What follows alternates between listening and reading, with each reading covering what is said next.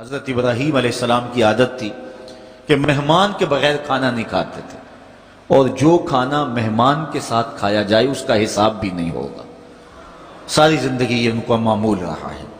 ایک دن بھوک لگی، گھر والوں کو کھانا پکانے کا کہا اور خود مہمان ڈھونڈنے نکلے۔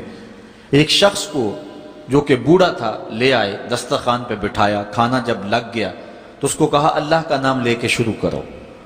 اس نے کہا میں تو اللہ کو نہیں مانتا۔ آپ نے فرمایا کہ میں تیرے سے کوئی ربط، رشتہ اور تعلق نہیں رکھتا، اللہ ہی کے نام پہ تجھے کھلا رہا ہوں، تو میرے رب کا نام تجھے کم از کم لینا چاہیے۔ اس نے کہا میں تو بتوں کا پجاری ہوں اور روٹی کے چند ٹکڑوں کے لیے اپنے بتوں سے بے وفائی نہیں کر سکتا۔ حضرت ابراہیم علیہ السلام بولے جب تو اتنا غیرت مند ہے کہ میرے رب کا نام نہیں لیتا اور اپنے بتوں سے بے وفائی نہیں کر سکتا، تو پھر میرا بھی تو کیا لگتا ہے، اگر میرے رب کو نہیں مانتا تو میں تو کھانا اس رب کے نام پہ کھلاؤں گا، کھاتا ہے تو ٹھیک، نہیں تو تیری مرضی۔ وہ حضرت ابراہیم علیہ السلام کے دسترخوان سے اٹھ کے چلتا بنا، وہ گیا تو جبریل امین حاضر ہو گئے، سلام دیا، سندیسہ سنایا۔ رب کہتا ہے اے میرے خلیل، تو نے میرا ایک بندہ ناراض کر دیا۔ یا اللہ، وہ تیرا بندہ تھا، وہ تو تیرا نام لینا گوارا نہیں کرتا تھا، اور تو فرما رہا ہے کہ وہ میرا بندہ تھا۔ ارشاد ہوا ابراہیم بتاؤ اس کی عمر کتنی ہوگی؟ یا اللہ 80 سال کے قریب ہوگی۔ کہا اتنا عرصہ ہو گیا نا میں اس کو رزق دے رہا ہوں، تم ایک دن نہیں کھلا سکے؟ اب حضرت ابراہیم اس کو ڈھونڈ رہے ہیں، وہ دور پہاڑ پہ جا چکا ہے۔ اس کے قریب پہنچے، کہا میاں کھانا ٹھنڈا ہو رہا ہے، جلدی آؤ۔ اس نے کہا ایک شرط ہے، تمہارے رب کا نام نہیں لوں گا۔ کہا نہ لینا آؤ۔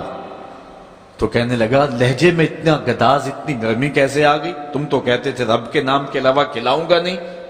کہا کہ اسی رب کا ہی تو پیغام آیا ہے کہ میں بھی اس کو دے رہا ہوں۔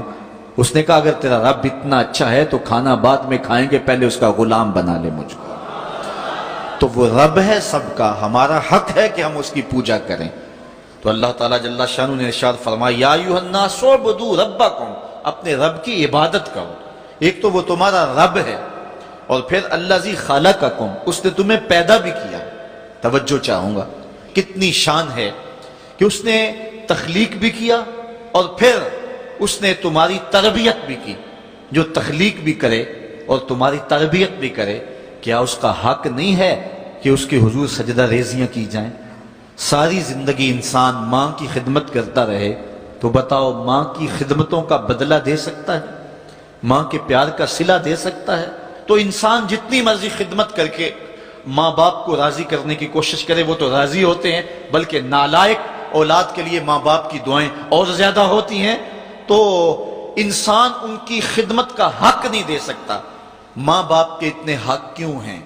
اس لیے کہ ماں نے بیٹے کو جنم دیا، جس نے جنم دیا ہے اس کے اتنے حق ہیں، تو جس رب نے خلق کیا ہے اس کے کتنے حق ہوں گے؟ جس نے تخلیق کیا ہے، دستے قدرت سے بنایا ہے، تو پھر اس کے کتنے حق ہوں گے؟ تو مجھے بتائیے اس شخص سے بڑا بدبخت کوئی ہو سکتا ہے جو اللہ کے حضور سجدہ ریزی نہیں کرتا؟ صبح کے وقت چڑیاں بھی اللہ کا نام لے رہی ہوتی ہیں، حشرات الارض بھی رب کا نام پکار رہے ہوتے ہیں، بلوں سے سر نکال کر جانور بھی اللہ کا نام پکار رہے ہوتے ہیں، اور اس شخص سے بڑا بد نصیب زمانے میں کوئی نہیں ہے کہ جو اللہ کی حضور جھکنا نہیں جانتا، جو اللہ کی حضور جو ہے وہ عبادت کا سر نہیں رکھتا۔ وہ رب ہے جو تمہیں پیدا کرنے والا ہے۔ ماں کے رحم کے اندر کون نقش و ونگار دینے والا ہے؟ کس نے گوشت کے لوتھڑے کو بولنا سکھایا ہے؟ کس نے چشم خانوں کے اندر روشن چراغ رکھ دیے ہیں؟ اور کس نے سر کے اندر ایک نشیط اور روشن دماغ رکھ دیا ہے؟ کس نے ہاتھوں کو پکڑنے کی قوت دی اور کانوں کو شنوائی کی طاقت دی؟ اور کس نے جو ہے وہ سونگھنے کی قوت اور قوت شامہ ناک کے نتنوں کے اندر رکھ دی؟ کون ہے جو ٹانگوں میں زور پیدا کرتا ہے؟ کون ہے جس نے چھاتی کو طاقت دی؟ کون ہے جس نے انسانیت کو احسن تقویم بنایا؟ انسان، کیا تیرا حق ہے کہ مسجد کے قریب سے تو گزر جائے اور اللہ کا نمائندہ پکار رہا ہو حی علی الصلاۃ حی علی الفلاح، آجا نیکی کی طرف، آجا نماز کی طرف، اور تو جو ہے وہ اس کو سننے کے باوجود گزر جائے؟ ایسا ہو سکتا ہے کہ تو اس کے حضور آئے نہ، حاضر ہی نہ ہو؟ یہ بد نصیبی نہیں تو اور کیا ہے؟ اللہ تعالیٰ جل شانہ ہمیں اپنی عبادت کی توفیق نصیب فرمائے۔